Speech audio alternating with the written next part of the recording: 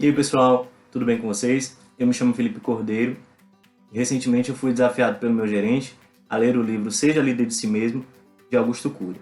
E ele pediu para que eu fizesse uma apresentação e como ele deixou em aberto a maneira que eu poderia estar apresentando, eu decidi fazer esse vídeo onde eu vou estar falando um pouco sobre o livro de uma maneira a partir da minha interpretação como um leitor. Seja líder de si mesmo, o maior desafio do ser humano. Esse livro ele traz para a gente uma reflexão como se a vida ela fosse uma grande peça de teatro.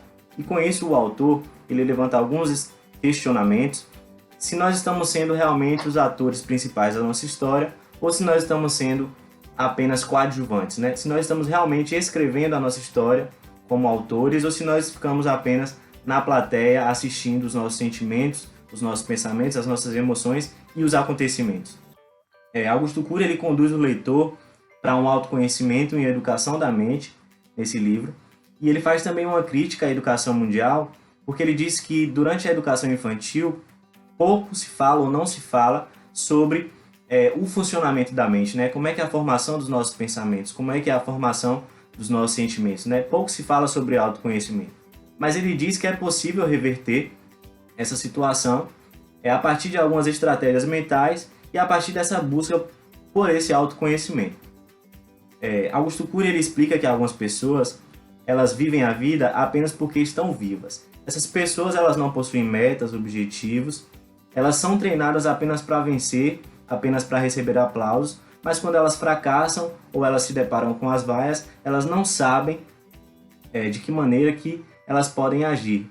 E frequentemente essas pessoas elas supervalorizam personalidades famosas. Elas colocam essas pessoas em patamares tão elevados que acabam se comparando com essas pessoas e desenvolvendo sentimentos de baixa autoestima, de insatisfação, de ansiedade. E a gente sabe que a formação do pensamento, ele não pode ser controlado, né? Pensar não é uma opção. Pensar é algo inevitável, né? A gente não pode interromper a formação do pensamento. Mas o que nós podemos fazer é liderar esses pensamentos, né? É atuar como o líder, como o gestor desses pensamentos. E as emoções? As emoções elas podem ser controladas, né? É possível ser uma pessoa perfeitamente equilibrada? Não, não é possível, porque a emoção ela é uma energia flutuante. A emoção ela é uma energia que oscila.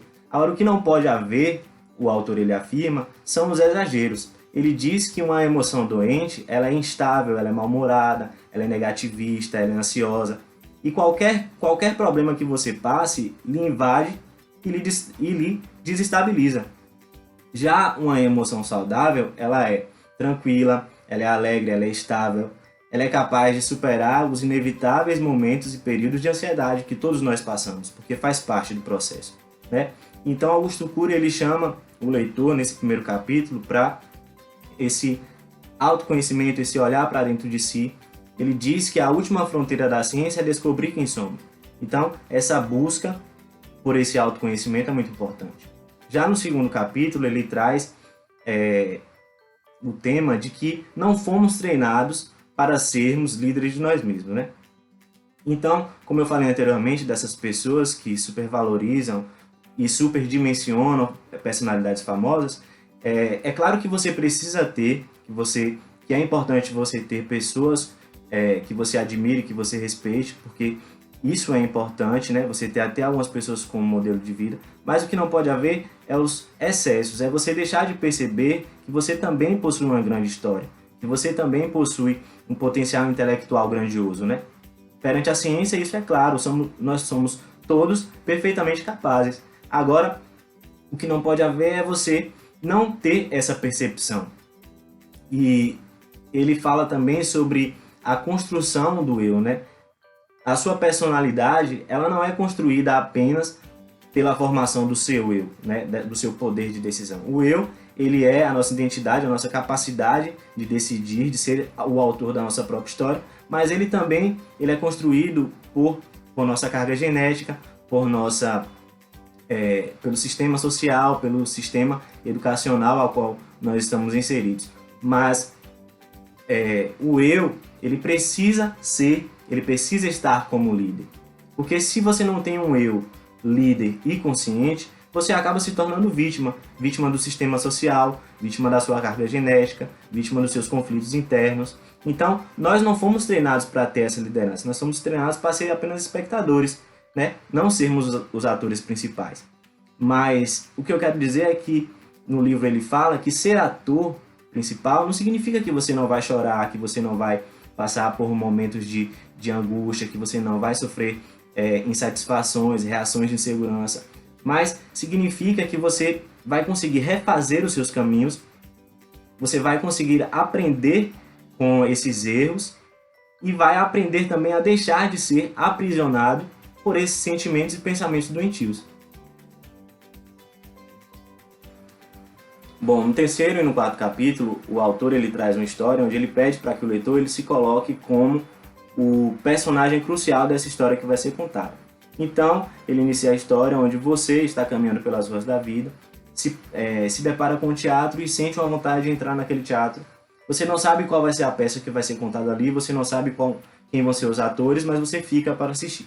Pouco a pouco aquele teatro lota e aí você começa a se encantar pelo aquele espetáculo, né? O ator principal ele é incrível, ele é uma pessoa gentil, ele é inteligente, ele é corajoso, ele é amável, ele é sensível com os amigos, ele consegue perceber a beleza da vida nas pequenas coisas e ele ri das suas próprias tolices e você começa a se identificar com aquele personagem, né? E aí, para sua surpresa, no final da peça, ele diz, é aberta uma faixa no palco, onde diz que aquela história ela foi inspirada na sua história. E aí você fica muito feliz, contente, radiante, sobe no palco, agradece ao ator principal pela incrível interpretação, agradece à plateia e você percebe que na plateia estão presentes pessoas que fizeram parte da sua história, né? São seus amigos, seus familiares, seus parentes, amigos do trabalho, pessoas que fizeram parte da sua vida. E ao se iniciar o segundo ato, já no quinto capítulo, né? Ele traz o outro lado da história. O ator principal ele sai do palco e se senta com você, do seu lado na plateia. E aí aquela história, aquela peça, que era uma história brilhante, já não é tão mais brilhante porque os coadjuvantes eles são obrigados, eles tomam conta do palco, né? E a história que era uma história bonita já não é mais tão tranquila. Os atores eles levantam a voz, eles perderam o bom humor, eles machucam as pessoas ao seu redor. Aí o medo, a insegurança começa a tomar conta do palco, né? O medo de falhar, o medo de ser derrotado, o medo de ser exposto. E aí a sua insegurança faz com que você comece a querer culpar os outros, né? E aí quando você olha para o lado para você culpar aquele ator, porque ele está sendo covarde, era ele que deveria estar no palco, a peça já não é mais um sucesso por culpa dele, você percebe que ele não se encontra mais lá, né? E quando você olha para si mesmo, você está vestido e caracterizado com as roupas daquele ator principal. Então, nesse momento você tem um insight, né? E percebe que essa história toda, ela representa uma parte da nossa psique, né?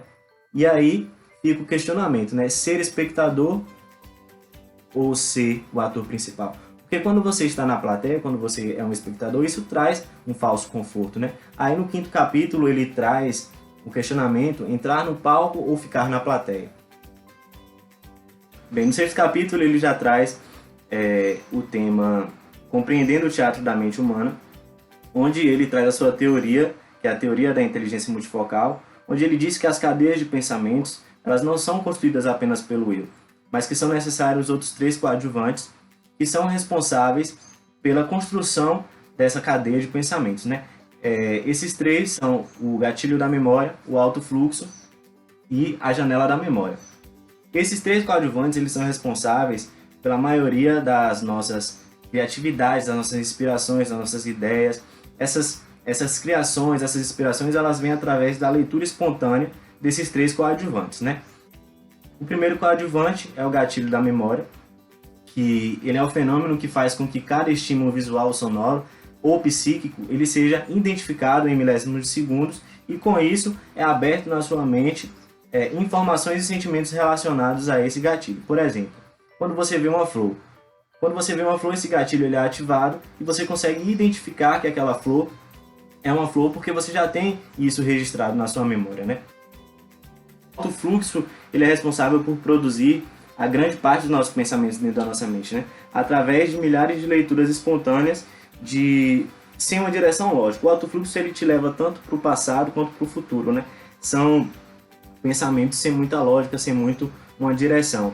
esses pensamentos e ideias, eles são saudáveis, podem produzir pensamentos e ideias saudáveis, mas também podem produzir pensamentos e ideias atormentadoras, né? Pode fazer-nos a gente sofrer por antecipação, ou também pode resgatar experiências dolorosas que nós já vivemos, né? E o autor fala uma frase que eu achei muito interessante, é que pensar é bom, mas pensar demais já se torna um problema. O terceiro coadjuvante é a janela da memória, que ele diz que a memória humana ela se abre em janelas, onde cada janela ela possui arquivos que contêm milhares de informações agregadas, né? E aí ele fala sobre as janelas light, que são janelas onde a gente tem memórias felizes, onde a gente tem sentimentos bons relacionados a essa janela. Ele fala também sobre as janelas killers, que são janelas onde possuem uma grande carga de emoções tensas, e como por exemplo medo, raiva, insatisfação. E quando essas janelas killers elas são abertas, elas travam a abertura de outras janelas. E aí você fica com seu raciocínio travado, né? Então é muito perigoso você não tratar essas janelas killers. Já no 8º capítulo, o autor ele traz algumas ferramentas para que você possa estar resgatando essa liderança do eu, né? Se tornando uma pessoa mais saudável, ajudando você a desenvolver a sua inteligência emocional. E aí ele traz 2 metas. A primeira meta é reeditar a memória, porque a gente sabe que não é possível chegar na memória como se fosse um computador, abrir aqui as pastas que eu não quero essas emoções, elas são doentias, eu vou deletar. Não dá para fazer isso, né? Então, o que pode ser feito na nossa mente é você reeditar essas memórias, é você inserir memórias mais saudáveis, você aplicar essas técnicas. Ele traz, para você conseguir reeditar a memória, ele traz a técnica do DCD, que é duvidar, criticar e determinar, né? Nessa técnica você vai pegar essas memórias e você vai, todas as vezes que esses coadjuvantes eles produzirem pensamentos negativos, ideias atormentadoras, coisas que não condiz com aquilo que você deseja, você vai duvidar. Por que eu estou pensando dessa forma? Não, eu não vou pensar dessa forma. Critique. Não é assim. Eu não vou pensar dessa forma. E, por fim, você vai determinar. Não, eu sou uma pessoa alegre. Eu sou uma pessoa tranquila. Eu sou capaz de conquistar os meus sonhos. E, com isso, você vai reeditando a sua memória e construindo novas memórias, né? Ele traz também a outra meta, que é você produzir janelas paralelas, né? No lugar de você ficar aprisionado nas janelas killers, você vai produzir janelas paralelas aplicando a técnica que ele chama de mesa redonda do eu, onde você vai tirar um momento do seu dia, ele fala pelo menos 2 vezes na semana, onde você vai se desligar de tudo e entrar dentro de si mesmo, onde você vai debater os seus conflitos internos, onde você vai tratar os seus próprios medos, e a partir daí você vai criar janelas paralelas a outras janelas, com essas janelas que possuem uma grande carga de tensão, de emoções tensas. Então você vai trabalhando isso no seu interior, determinando e aplicando essa técnica do DCD.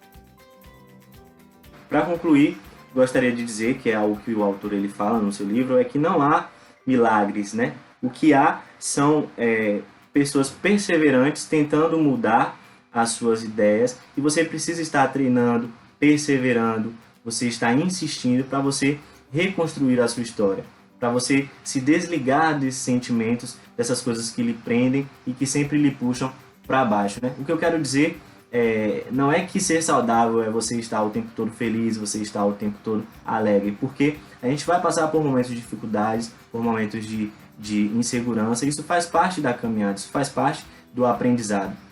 Mas o que é importante é você aprender a ter encanto pela vida, mesmo nesses momentos de dificuldade.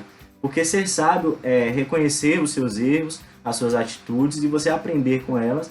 E com isso você acaba deixando de ser submisso a essas misérias psíquicas, né? Uma coisa que o autor ele falou para encerrar o vídeo aqui, que eu achei muito interessante, é que o nosso maior desafio, o meu maior desafio, o seu maior desafio, não é conquistar o mundo exterior, né? Mas entrar no nosso mundo interior, sair da plateia, entrar no palco e ser o ator principal da nossa vida, ser o autor da nossa história e também ser o grande líder de si mesmo.